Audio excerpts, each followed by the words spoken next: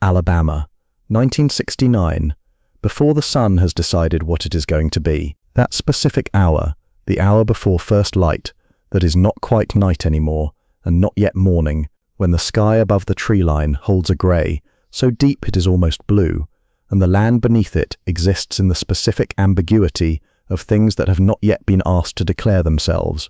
The cotton field runs east to west across 43 acres of Tennessee Valley soil that has been worked by the same family for 3 generations.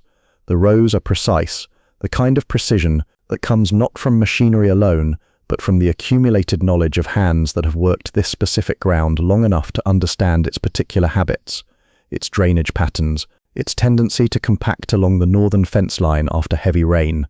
Each row runs straight from the tree line at the eastern boundary to the wooden fence posts at the western edge, and in this pre-dawn light they are visible as darker lines against the dark ground, a geometry that the field imposes on itself, the way all serious work imposes geometry, not for beauty, but because straight lines are efficient, and efficiency is survival. The cotton bolls are open. White against the dark stems, they hold the last of the grey light in the specific way that white things hold light when there is almost none available, absorbing it, concentrating it, giving it back in a form that is slightly warmer than what arrived. The field, at this hour, glows faintly, not with colour, with the specific luminescence of a working landscape in the last minutes before the day officially begins. There is no wind. The tree line at the eastern edge of the field is completely still. The oaks and sweet gums that mark the boundary between the farm's cultivated land and the forest path beyond it stand without movement, their upper branches against the grey sky, in the specific silhouette of trees that have been in this position so long, they have become part of the field's identity rather than its boundary. The birds that nest in those trees have been awake since before the grey began. They are not singing. This is the first thing that is different about this morning.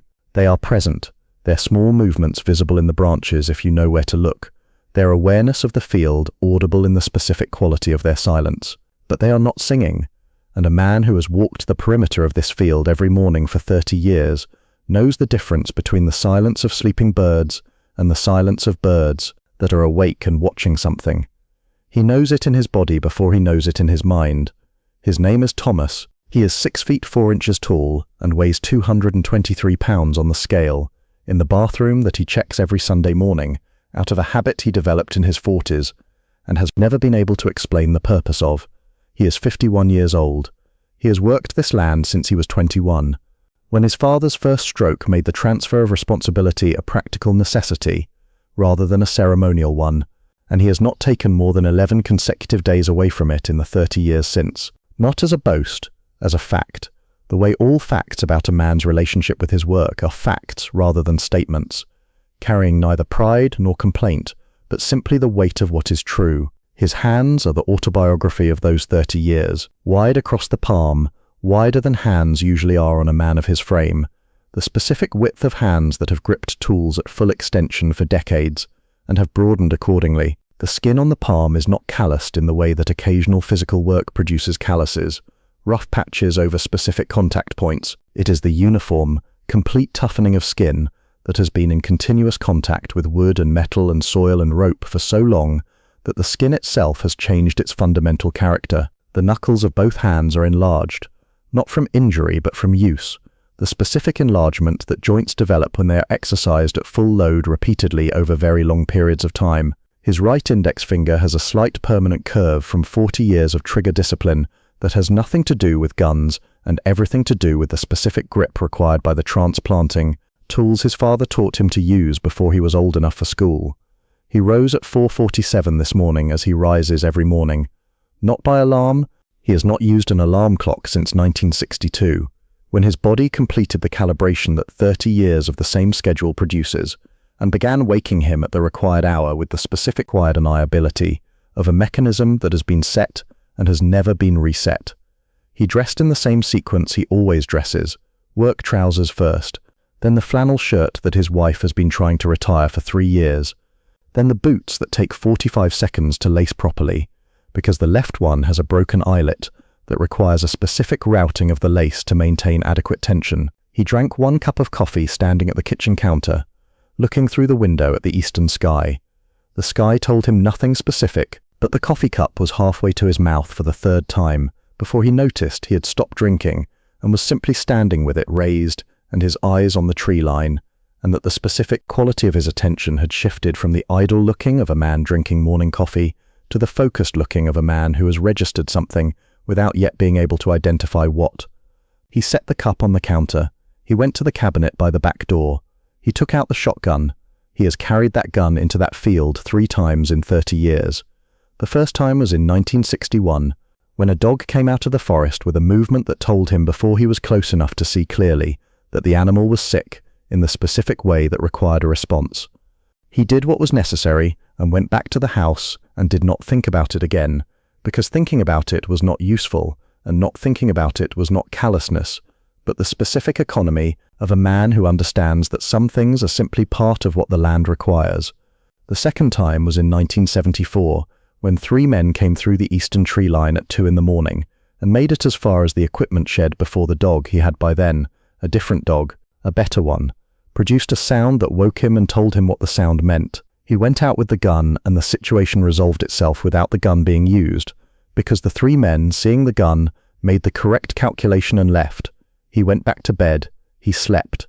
This is the third time, and this time is different in a way he cannot name, as he crosses the kitchen floor and opens the back door and steps into the pre-dawn grey, with the gun in his right hand and the coffee getting cold on the counter behind him. He walks the fence line south first, then cuts east toward the tree line. The ground under his boots is the specific ground of 30 years.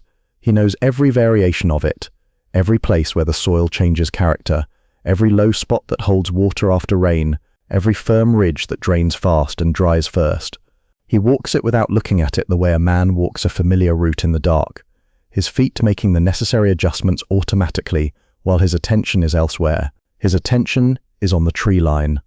The birds are still not singing. He reaches the southeastern corner of the field, the place where the fence line meets the tree line, where the boundary of cultivated land gives way to the boundary of forest, and he stops. He looks north along the tree line. The grey light is slightly warmer now, the sky beginning the slow negotiation between night and morning that will eventually, in approximately 40 minutes, resolve into full dawn. He can see the tree line clearly enough. He can see the first 3 rows of cotton clearly enough. He cannot see anything that explains the birds. He waits. 30 years of this field have taught him that waiting is not passive. Waiting, done correctly, is the most active thing a man can do in an uncertain situation. It is the deliberate suspension of premature conclusion, the willingness to let the situation declare itself, rather than forcing it to declare something it has not yet decided. He waits the way he has always waited for the field to show him what it needs, completely, without the impatience that comes from having decided in advance what the answer is going to be. He waits for 4 minutes. Then, 30 yards north along the tree line, something moves, not the movement of an animal. He has watched animals move through this field for 30 years, and he knows the vocabulary of animal movement, the specific cadence of deer entering a field, the low purposeful movement of a dog following a scent line, the erratic start-stop of smaller animals navigating unfamiliar ground. This is not any of those. This is the movement of a person, the specific upright 2-footed movement of a human body navigating the boundary between the forest path and the open field, moving slowly, with a quality of attention that stops Thomas's breath for 1 second before his training. 30 years of responding to what is actually happening, rather than what he feared might happen, restores it. He raises the gun. He speaks in the voice he uses for situations that require clarity above everything else. Not loud, not aggressive, but completely unambiguous. The voice of a man who means exactly what he says and is not performing meaning, but simply expressing it. Get off my land. The figure stops, it turns, and Thomas, with the gun at his shoulder and 30 years of this field behind him, and every legal and physical and territorial advantage a man can have, looks at the face of the person he has just spoken to, and something happens in his chest that he will spend the next 30 years trying to describe to the people he trusts enough to tell. The stranger is small. This is the first thing Thomas registers, the specific smallness of a man who is significantly below his own scale, who in the grey morning light looks almost slight, the kind of figure that the field would dwarf even without the context of Thomas standing 6 feet 4 inches at the end of a raised gun. He is wearing dark clothes, practical, unremarkable, the clothes of a man who dresses for movement rather than appearance. He is standing at the boundary between the tree line and the first row of cotton, and he has turned to face Thomas with a movement that was unhurried. Not the startled turn of a man caught somewhere he knows he shouldn't be, not the aggressive pivot of a man preparing a response, but the simple, complete turn of a man who has heard something and is now giving it his full attention. He is not running. Thomas registers this immediately, and registers it as unusual, in the specific way that his body registers things that do not fit the pattern it expected, a slight recalibration, a narrowing of attention, the automatic adjustment of a man whose model of the situation has just received information that doesn't match the prediction. A stranger caught trespassing at dawn on private property in Alabama with a gun pointed at him runs. That is what happens. That is what has always happened in the 2 prior instances where this field has been entered without permission. The body moves away from the threat before the mind has completed its assessment. This body is not moving, it is standing completely still, and it is looking at Thomas with an expression that Thomas, who has spent 30 years reading the faces of men under pressure, the specific faces that weather and debt and drought and loss produce, faces that have been required to carry more than faces are designed for, does not have an immediate category for, not fear. Fear has a specific signature in the face, the tightening around the eyes, the particular quality of a mouth that is slightly open because the breath has changed, the pallor that comes when blood moves away from the surface toward the core. This face does not have that signature, not aggression. Aggression has its own signature, the specific forward orientation of a face preparing for confrontation, the jaw set, the eyes narrowed in the particular way of a man who is deciding rather than receiving. This face does not have that signature either. Not negotiation. Thomas has seen the face of negotiation, the deliberate openness of a man who is managing your perception of him, who is performing harmlessness, because harmlessness is the correct strategy. This is not that. This face is simply, and this is the word Thomas uses every time he tells this story, the word he arrives at after trying several others and finding them insufficient, present. The stranger's face is present in a way that Thomas has never seen a face be present. Not looking at the gun, not looking at the field, not looking at the distance to the tree line or calculating the odds of a successful run. Looking at Thomas, directly, completely, without any of the social scaffolding that human beings normally construct between themselves and a difficult situation. Just looking, and Thomas, who is holding a gun, who is on his own land, who has every advantage available to a man in this situation, feels something in his arms that he has never felt before. The gun, which weighs 7.5 pounds, and which he has held at shoulder height for longer than this without difficulty, begins to feel like something his arms are not sure they are supposed to be holding. Not heavy. Wrong. The word comes to him later, in the kitchen, with the cold coffee. In the field, in the grey light, with the gun at his shoulder and the stranger looking at him, he does not have the word. He has only the sensation, the specific, unprecedented, deeply unsettling sensation of a man whose body is beginning to disagree with what his mind has told it to do, and whose body, on this particular morning, in this particular field, in front of this particular face, is winning the argument.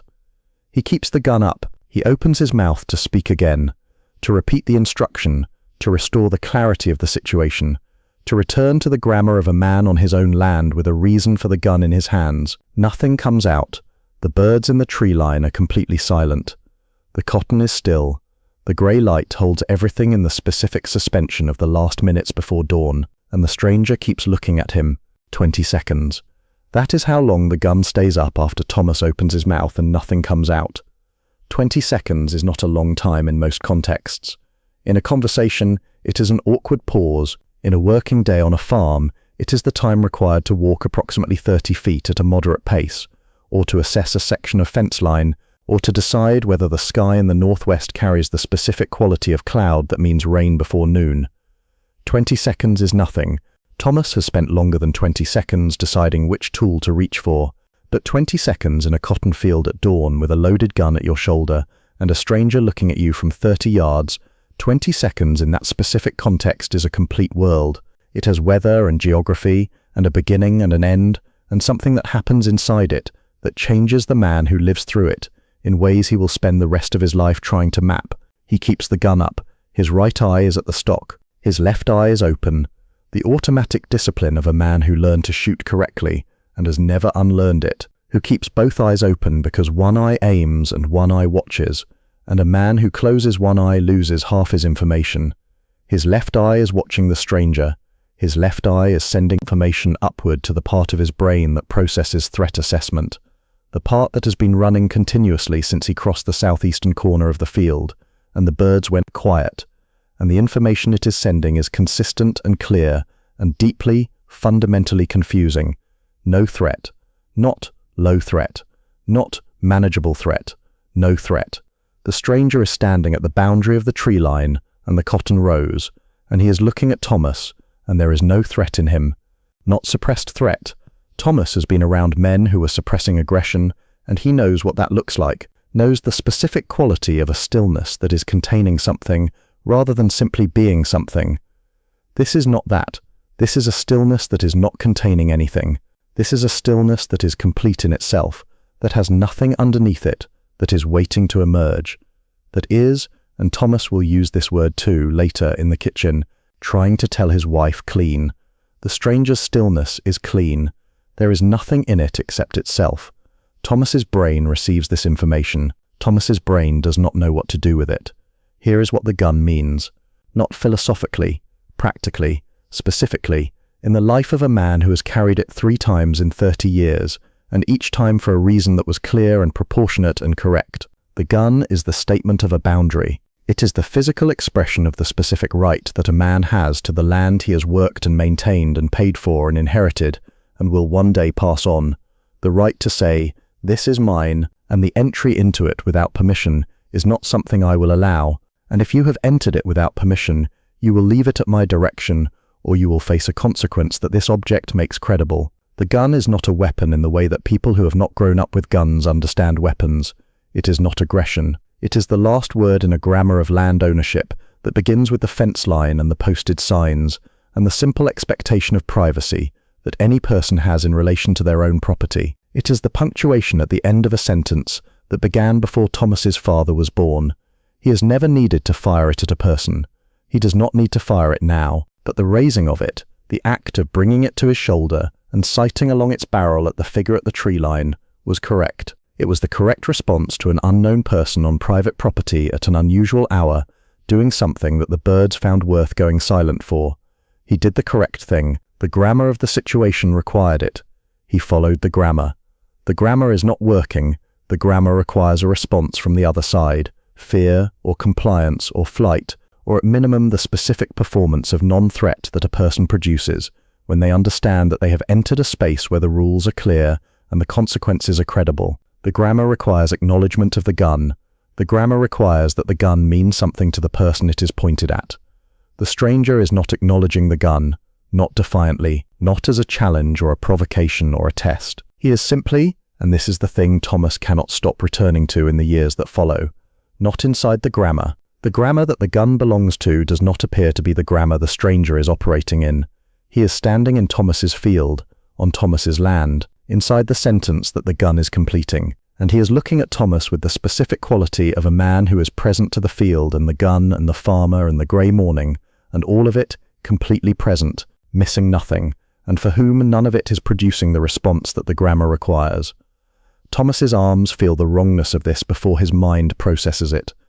The gun is a statement. Nobody is receiving it. The 20 seconds end. Not because Thomas decides they end, because his body decides. His arms, which have been holding the gun at shoulder height with the automatic steadiness of a man who knows how to hold a gun, begin a movement that Thomas does not initiate. The barrel drops, slowly, not in a single decisive motion, but in the gradual, almost reluctant descent of something that has run out of the energy required to maintain its position. His right elbow lowers. His left hand relaxes on the forestock.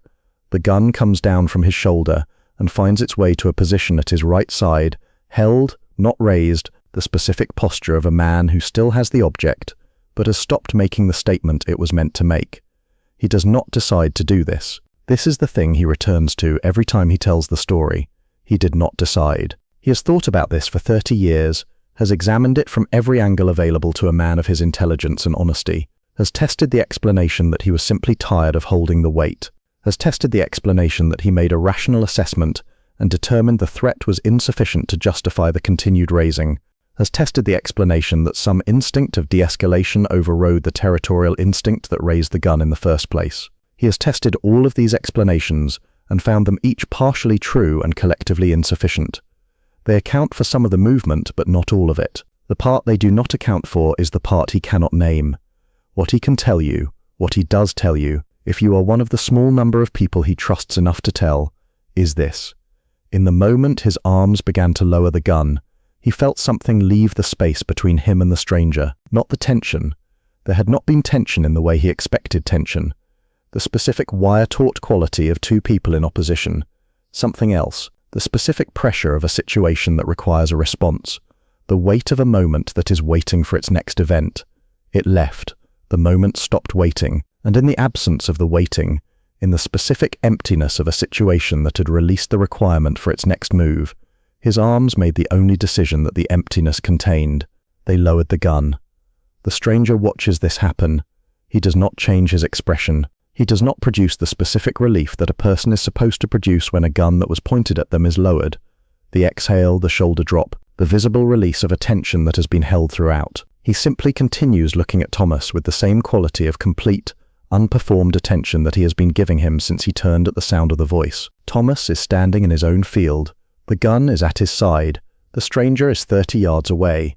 Between them, the first 3 rows of cotton, the pre-dawn grey, the specific silence of birds that are awake and watching, and something else, something that has no agricultural name and no entry in the vocabulary of a man who has spent his life on this land and learned to name everything the land contains. The stranger holds Thomas's gaze for one more moment, one breath. Then he nods. It is not a large gesture. It is the smallest possible version of an acknowledgement, a slight forward inclination of the head, lasting perhaps half a second, the kind of nod that passes between two people when something has been understood between them that does not need to be spoken and could not be spoken even if they tried. Not agreement, not a gratitude, not apology, something more fundamental than any of those, the acknowledgement of a shared moment, of two people having been in the same place at the same time for something real, something that both of them will carry. Thomas does not nod back, not because he is withholding the response, but because the response his body wants to make is not a nod. It is something larger and less defined, a gesture that does not exist in the vocabulary of physical expression, that would require an entirely different kind of body to make. His body, which is 6 feet 4 inches and 223 pounds, and has worked this land for 30 years, simply stands, still, the gun at his side. The stranger turns. He walks back into the tree line. The oaks and sweet gums close around him in the specific way that a tree line closes around a person who is moving with purpose and knowledge, not swallowing him, not obscuring him dramatically, simply receiving him back into the forest, the way the forest receives everything that belongs to it, or that is passing through, without announcement, without remainder. He is gone. Thomas stands in the field. The birds begin to sing. Not all at once. The first one, a single bird in the upper branches of the nearest oak, produces a single phrase, tentative, the specific sound of a bird testing whether the morning has returned to its normal grammar. Then another, slightly further along the tree line. Then 3 simultaneously from different positions. Then the full layered sound of a tree line in October morning. The specific, complex, completely ordinary music of birds that have decided that whatever required their silence has passed, and that the morning can now proceed as mornings proceed. The grey light, almost as if in response, begins its final negotiation with the sunrise. The sky above the eastern tree line moves from deep grey to a lighter grey, to the specific shade of pale, gold that precedes colour, the pre-colour that arrives before the sun is fully above the horizon, and that lasts, on a clear October morning in northern Alabama, for approximately 8 minutes before the full warmth of early daylight establishes itself. Thomas does not move for most of those 8 minutes. He stands where he was standing when the stranger nodded and turned. His boots are in the specific soil of the field's eastern boundary, the slightly darker, slightly more compacted soil of the edge, where the cultivated ground meets the uncultivated ground, where the geometry of the rows gives way to the irregular root-threaded earth of the tree line's margin. He stands in this soil that he knows as well as he knows anything in his life, and he looks at the place in the tree line where the stranger disappeared, and he does not think in the deliberate way that thinking is usually described. He is present, simply present, in the specific way that he has just witnessed a person be present, though he does not know this yet, does not have the framework to recognize what he has just been shown. He is standing in his field at dawn with the gun at his side and the birds singing and the light changing and a question forming in his chest that is not a question his mind is constructing, so much as a question his body already knows it will be carrying for a very long time. He walks back to the farmhouse. The coffee is cold. He drinks it anyway. He tells his wife 3 days later, not because he was withholding it for 3 days, because for 3 days he did not have the shape of it clear enough to offer it to another person without diminishing it in the offering. Some things require time before they can be spoken, not because they are difficult, but because they are precise, because the wrong words would make them smaller than they are, and the right words have not yet assembled themselves. He waited until the right words were close enough that the wrong ones would not be the only option. He tells her in the kitchen, in the evening, after the work is done and the house is quiet. He tells her the sequence of it, the birds, the gun, the figure at the tree line, the turning, the stillness, the 20 seconds, the gun coming down. He tells her the nod. He tells her the tree line closing. She listens without interrupting. She is a woman who has been married to this man for 26 years and who knows the specific texture of the things he chooses to tell her versus the things he keeps, knows that the things he brings to her in the evening after 3 days of silence are the things that matter most, that have been carried longest, that require the specific quality of attention she has spent 26 years learning to give. When he finishes, she is quiet for a moment. Then she asks, "Were you afraid?" He thinks about this. He gives it the full weight it deserves, the real consideration of a man who does not answer important questions before he has actually answered them. "No," he says, "that's the part I can't explain." She nods. She does not offer an explanation. She is wise enough to know that the absence of an explanation is not a failure, it is the accurate shape of the thing he encountered.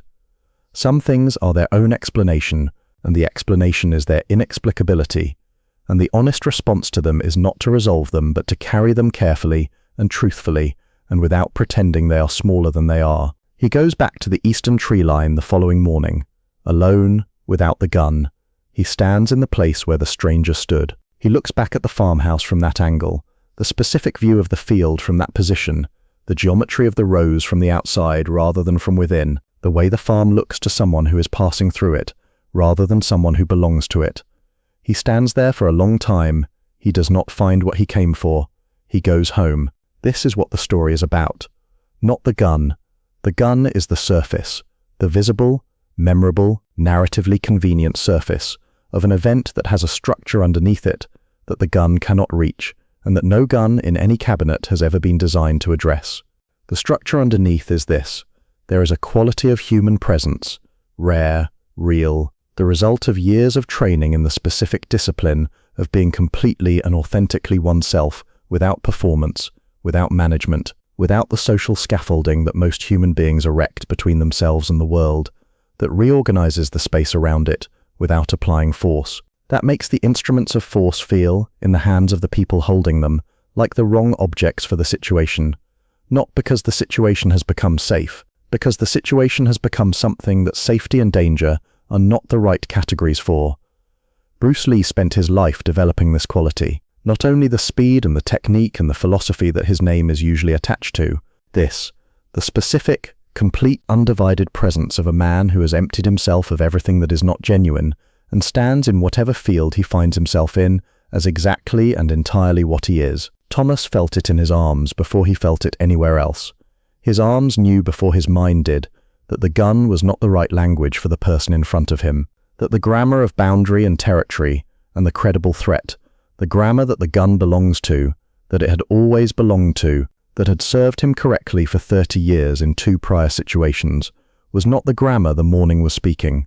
The morning was speaking something else, something older than property lines and posted signs, and the specific rights of a man on his own land, something that the 30 years of working this field had given him access to, in his hands, in his boots, in the specific knowledge of soil that produces the kind of man who can stand in one place without moving for 8 minutes while the light changes, but that he had never been shown the name of. He still doesn't have the name.